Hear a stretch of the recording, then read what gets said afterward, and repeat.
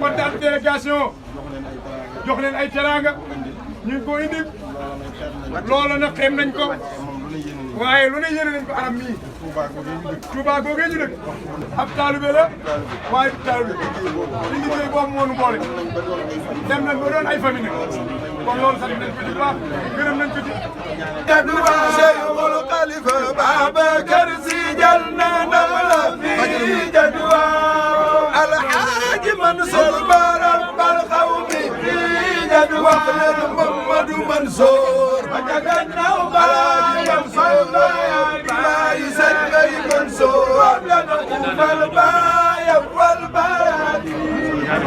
عرفت الورى شرقا شرقا وغربا وعربا ولا أراك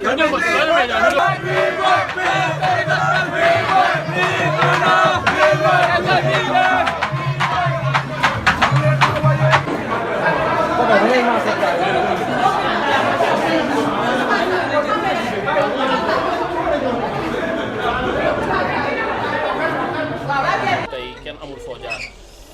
nit ñi loolu lan nga leen dig ah damay wax ne rek baax rek am solo baax rek am solo donc nit ñi kenn mënu leen loué bu fekkee ne nga dëkk si gox franchement yëg leen bëgg leen di leen tiitaroo à chaque fois nii rek la mën a demee donc dama naan rek jërëjëf waa Ñaari Tali samay xarit samay mbokk tey nit jóge na fu nekk pour man te du loo xam ne dama leen ko defal